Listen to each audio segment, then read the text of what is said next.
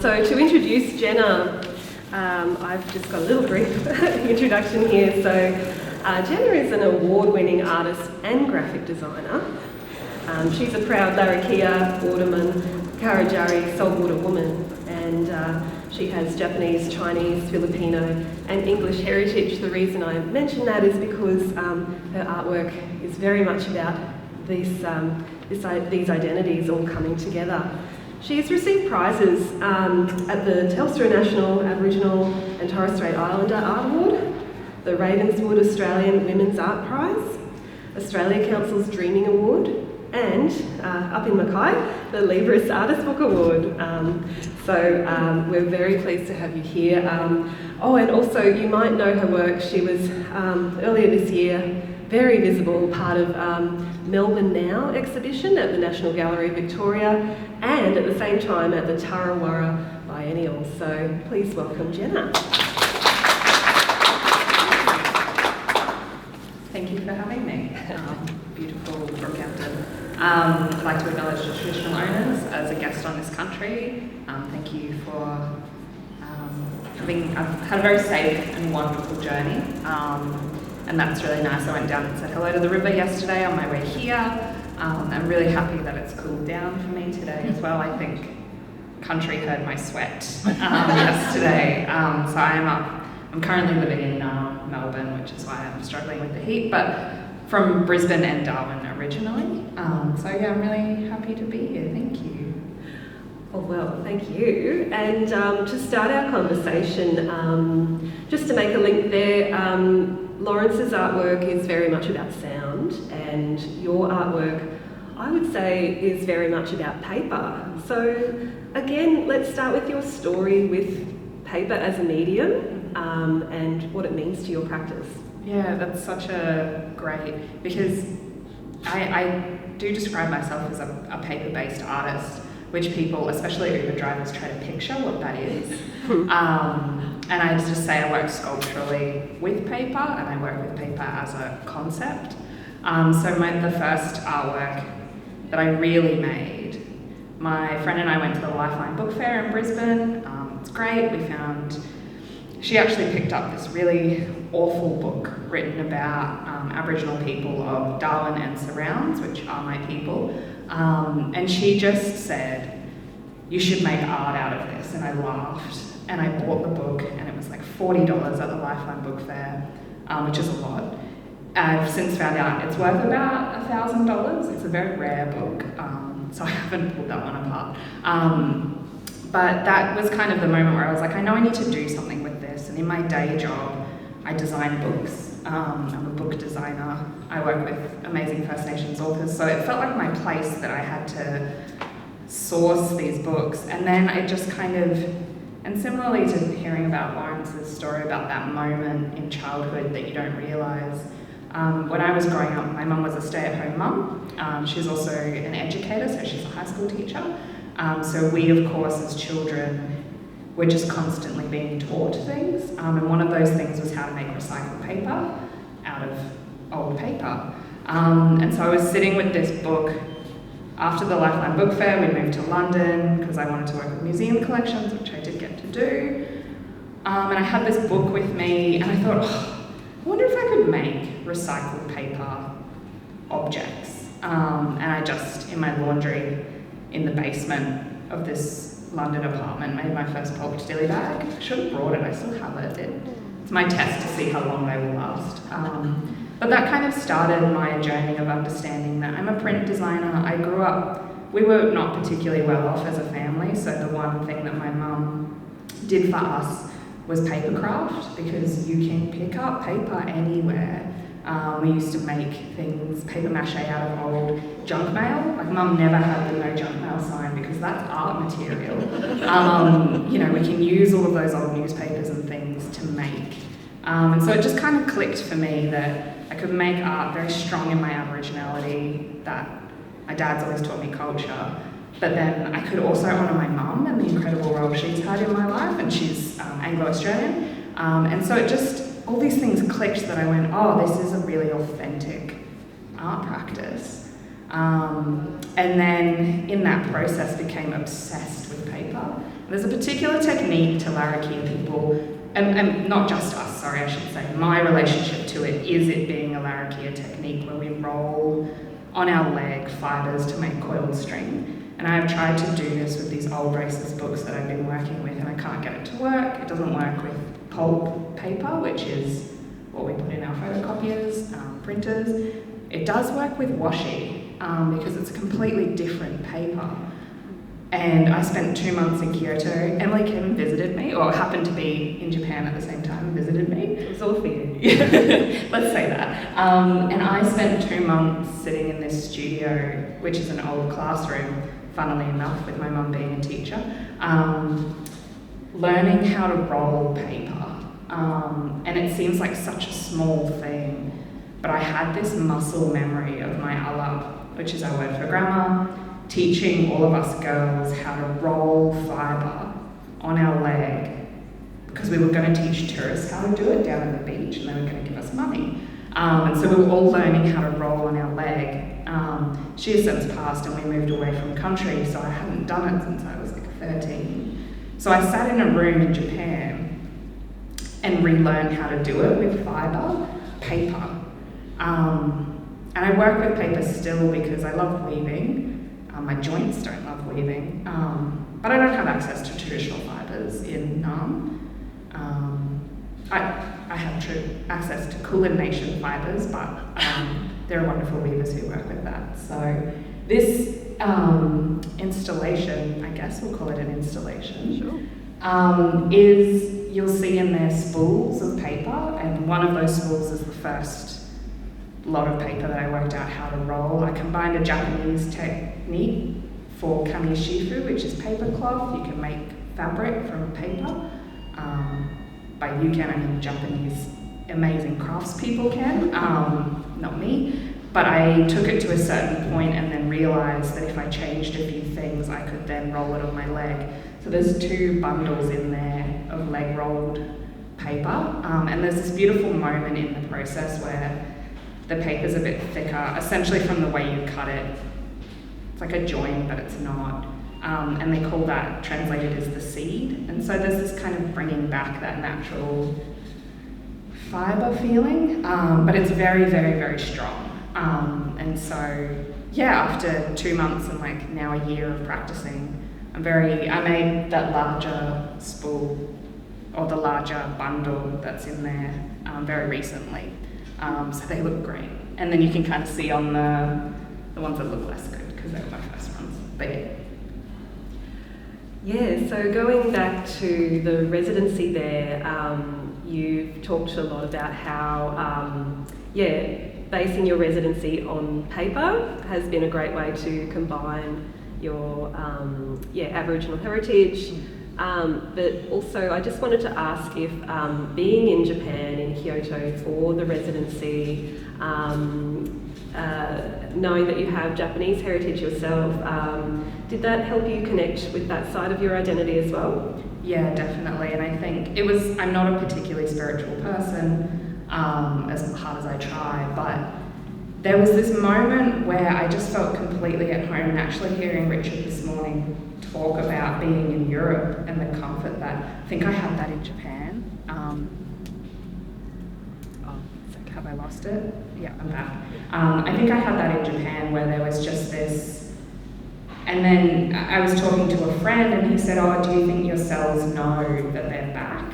And I went, "Yeah, I think they do. Like, I think there's this, whenever we return to country, and I get it whenever I go back to Darwin, there's this like immediate calm that comes from knowing that there is this sense of belonging." And so my Japanese ancestor was essentially stolen or traded or sold to be brought to Australia to pearl dive. She was a young Japanese woman. There is a history of Japanese pearl diving. Young women are particularly good at holding their breath. She escaped that though, and was found wandering the mangroves by a Chinese man. And at the time, and potentially still, that's not a common marriage, and certainly was not okay by either family at the time. Anyway, lots of family tragedy after that, but she ended up back in Australia with her son, who was obviously Chinese and Japanese, and they settled in Broome. Her grandson married a Karajaari woman, and then his son married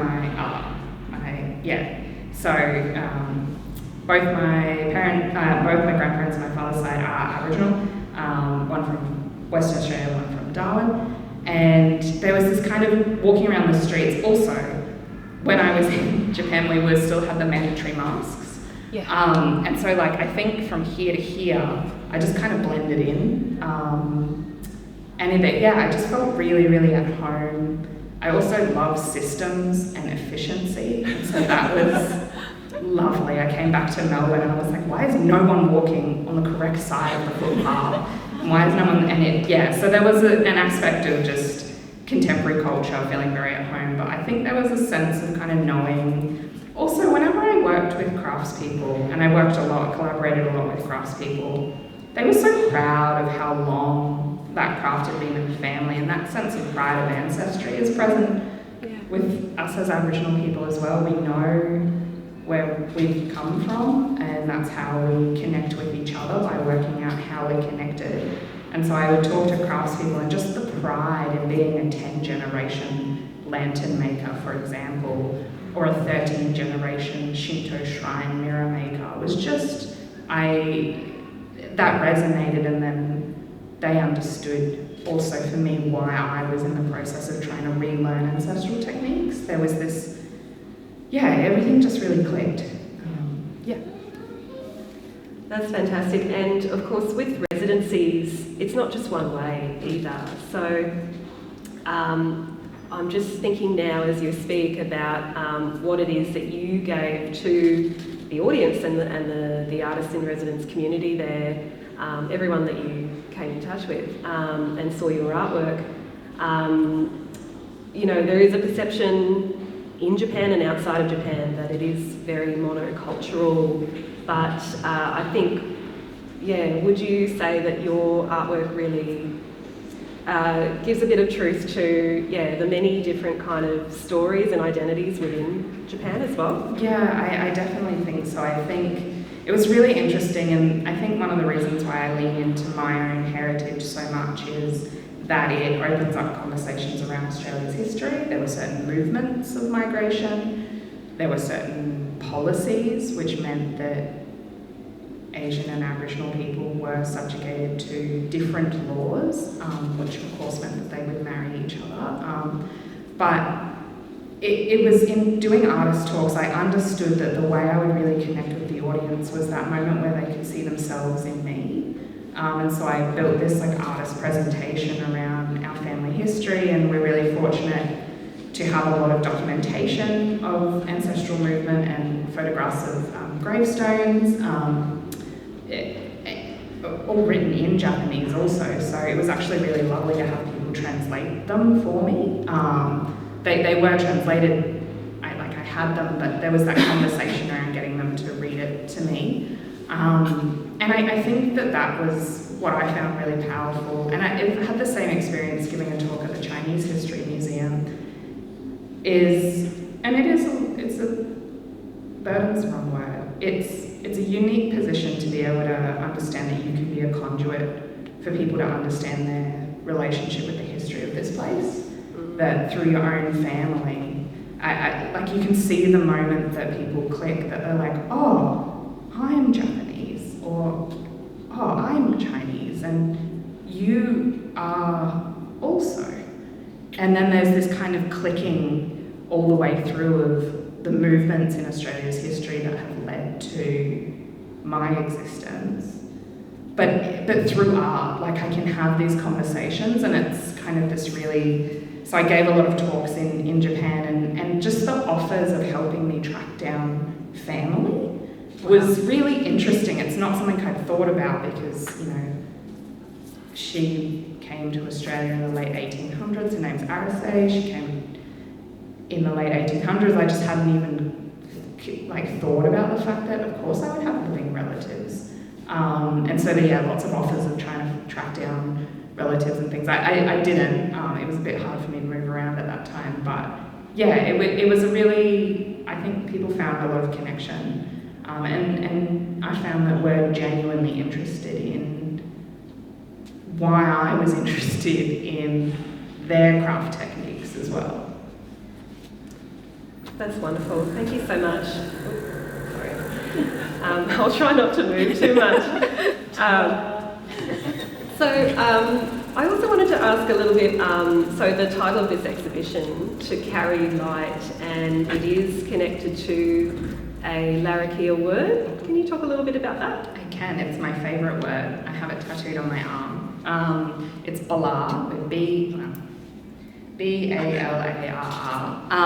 And the reason I love it, it means to light up, to dawn, and to make light. And it's very rare in Aboriginal dictionaries to find a multi-layered translation of a word.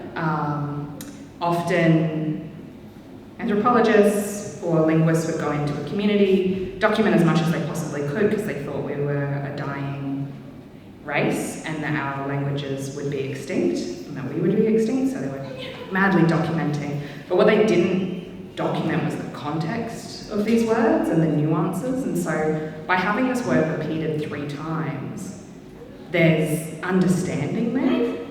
And so for me, it's not just about light or dark. The fact that it's to dawn, to make light, and to light up, I think means sunrise.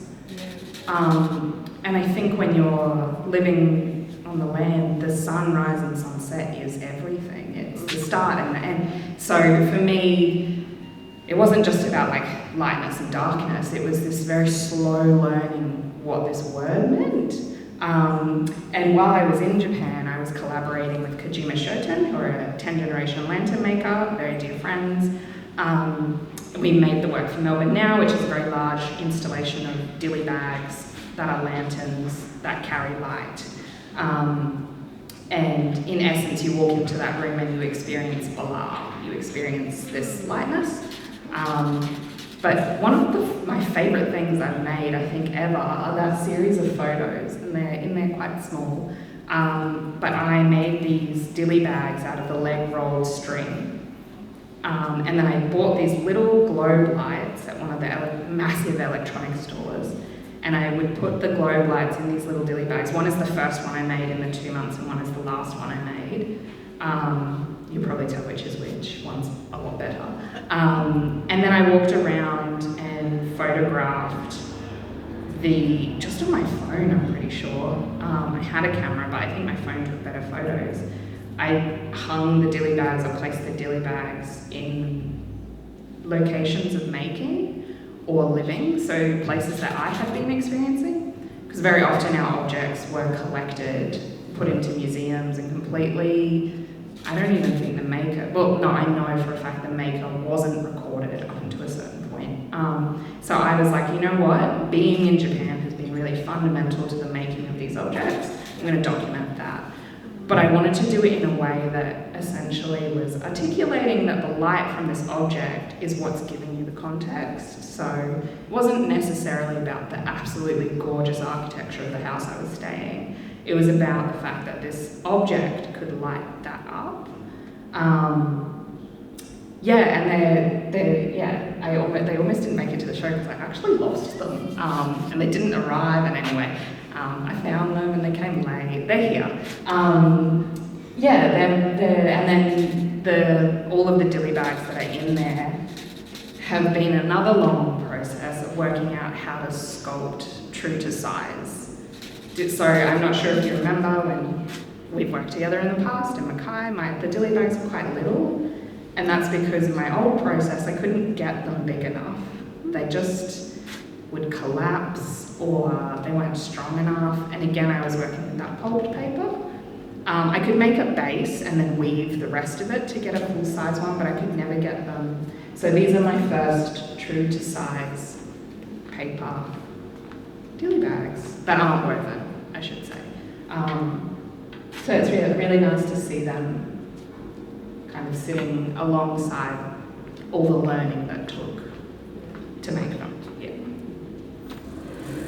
And I think before I just open up to questions, I am interested to just keep following that thought about your Bala, about the Larrakia word, and you know, just the thought of you know, these are languages that have lasted thousands and thousands of years, tens of thousands of years, without being written down. So I just wanted to open up, invite you to say something about the survival of Indigenous languages in a colonial state. Yeah, it's so, and you know, we're amazing. We, as family groups, we're just so great. So during COVID, when my family was all across the country, most of us were, well, I wasn't, most people were in Darwin, we were spread over Canberra, Brisbane, Townsville, Cairns, Melbourne. We had Zoom language lessons because it was the first time that my dad has 13 brothers and sisters. It's a really, really big family. But we were all locked at home for a hot minute, and so we could actually organise ourselves. And what I find absolutely amazing about my elders, and they were like, great, everybody's locked down, let's learn language. Like, it was this just moment of opportunity, and so we did language Zoom classes, which was just so cool. And we learned how to introduce ourselves in language. A lot of my cousins, the older ones now, do welcome to countries, because, you know, my aunties and uncles, there's a lot of welcome to countries that need to be done. So yeah, there's more people doing welcome, and I just think that kind of shows the resilience and the want to speak language, that during a global crisis, and my family were some of the most statistically at-risk people, that they just used that as an opportunity to get, especially the interstate cousins and children, together to learn. And we all were given all these documents and shared files, and we had one uncle lead it and one auntie lead it, and yeah, it was just, I think that just kind of is like an anecdotal summary of what it has been like for us. And you know, I've tried to, as much as possible, begin incorporating language at home. At the moment, it's mostly the swear words, but that's great because you can say them in public and no one knows. Yeah, so it's been a slow process, but one that I think I'm really proud of. And after we did that, it kind of gave me the confidence to be like, no, I want to use language in all of my work.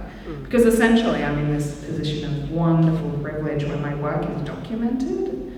And so these words get documented, and then if you Google these words, the work gives context to it. It's this whole, I have a lifelong hope that, yeah, just I'm trying to create data, essentially, for the future generations when they go to Google themselves, that there's stuff there for them, which would be nice. Because I have elders who are artists, and they were who were popping up for me when I was Google searching, so, you know, we just keep going. Wow, that's lovely. Any questions? Okay, hold on. Sorry. Hold on. Jenna, just want to thank you for the content and the word. I have to say, I'm with you. I think it's. I was looking at it yesterday, and I remember I walked in on Jordan, it was nice. When I read the word, and suddenly this sense of, it gave me a sense of power, and that's not quite the right word for the word I'm trying to describe, but it pulled it all together for me somehow. And I had a completely different engagement with the installation as it is, and I love it. Thank you. But I don't quite know why I got that experience. I'm just wondering if you might know why I'm reacting that way. It's a really interesting show, and I will share this anecdote quickly. When I was young, when I would go to art galleries, I would know an artist was a big deal because they would show their tools and materials. I was like, wow, you must be so good if people are interested in looking at your dirty old materials. So when Emily asked me to do a process show, I was like, oh my God, I've made it. Here's my dirty old materials. And so it's interesting. Studio. Yeah, exactly. And it's really nice walking in because this is how I see my work. in my studio. There's all my materials, there's my books, there's photos of what I'm seeing. And so it's a really interesting show even for me, because normally when I install work, there is almost less context, more feeling. And then whereas this show is kind of more of the context, and the feeling is there, but just not as upfront. And I think essentially what you're seeing, and I should actually send the team a photo of my current studio, because this is weirdly exactly what it looks like. I've got a bunch of these dilly bags like hanging off a C stand, which is like a recording frame. I've got books everywhere. That particular glue in the green tube everywhere. So it's an interesting show even for me to look at, because I can kind of understand what you're saying. Like this show is almost more about the how and I make and with what. And yeah, it's all of these dilly bags I was explaining last night will also, when they come home, go into an installation of many, many, many dilly bags that you'll be able to walk under. And I think, and the rationale of those particular ones is if we were to create an object that could carry language or spoken words, which don't have any physical weight, what would they be made out of? And I'm suggesting they would be made out of paper and ink, which is what we record words with. So I think when you see that installation, yeah, it is interesting, because I think the process and materials are what you experience first, and then you read a bit more. But yeah, maybe I'll think more about it too. Yeah, normally I have like black walls or Lawrence's sound installation, which I've still got here actually. We did a show in Brisbane that we both had work in, which yeah was a experience as well. Yeah. Do you have any thoughts on it? Any thoughts on the experience of this work as opposed to, I guess, how I normally have work? Anyway, the team did an amazing job installing it also. The falling of the dilly bag. Can I have a thought to that? Yeah. So I have a thought on that work and the way it's displayed with all the ephemera. So I had a school group through a couple of days ago, primary school group, and we got to talk about how this is like a window into the artist studio, and the kids loved it. So from an education point of view in an institution like this is really powerful, that we don't just see the neat, tidy, framed artworks, we get to see all the tools and the gear. So I think it's really interesting from an engagement perspective. Let's talk about it like that for now. This is a window into my studio because like I'm also a very clean person, kind of. So everything is weirdly displayed like that. Like I have books about a certain thing in a certain spot, and I have toolboxes that are... I might have to just swap over, Emily. Sure. Yeah. I have toolboxes that are for wet material, tools only, toolboxes for and there's just kind of... So to have it almost displayed in a grid, trust me, that's exactly what it looks like. But normally there's like a toy poodle sleeping at my feet. That's the only difference. Well, I don't really want to stop just yet. Is there any other question? Lawrence, would you like to? I was just interested to, you raised another thing today that I think I'd be interested to understand better, like about relationship being, because for us words, very direct relationship to paper. But from a cultural perspective, it's that there's that intangibility, and I think I'm interested in maybe the question of tangibility, but also like the materiality that like you said before, you're testing for how long these things can hold. How do you feel about that relationship with time and the materiality of that work? It's so interesting. I used to be a very very artist about it. I was like, you know what, if they disintegrate, they disintegrate. And then people started offering me money for them. And I went, maybe I should secure them in some way. I don't think I've succeeded in that. The woven works will hold forever. I use bookbinding materials exclusively, so they're all acid-free. Like, I use the tools of the trade that I'm engaging with, I guess, and so I know that the woven works will last as long as a rare book will last in the right circuit. Don't put it in your bathroom, but otherwise it will last forever. Well, I mean, things decay, but anyway, it will last a very long time. But it is really interesting, and I think there's something about paper, its presumed fragility. It's not fragile at all, and in fact, ripping the paper to get them into that is really hard work. But it is something that I love, the delicacy or the gentleness of paper, and I love how paper sits in a space. It's a very gentle material, and I do love that, and I think there are certain works that I know for a fact are one-time install only. For example, the work at Museum of Brisbane, by the time that comes down, will be covered in dust and I will probably retire it. I have another box of works that were in the John Freeze Award that I got back. I was like, you know what, these are great, I'm going to varnish them, except me being new to this, used PVA glue, and of course they went yellow almost immediately. They look awful, so they're retired. And I've just been on a very slow process of working out how to varnish the pulped works. They won't need it. They're Japanese washi with rice paper, rice glue, and sumi ink and gofun. They won't need it, I don't think. But the pulped like books that I work with, I now like varnish just the interior to give it some, but so that it doesn't interfere with like the paper surface. But even when we had the show in Mackay, a few arrived cracked. They're very temperamental. And I don't have the funds to produce big crates for shipping them properly. I could probably do a slightly better job, but yeah, they're fragile, and I like that about them, I think. Yeah, great.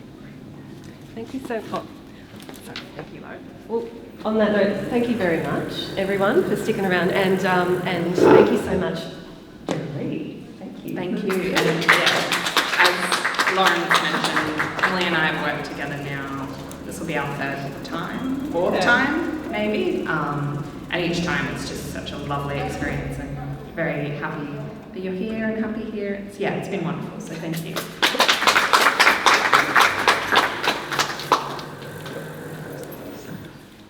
Well, I better switch this off.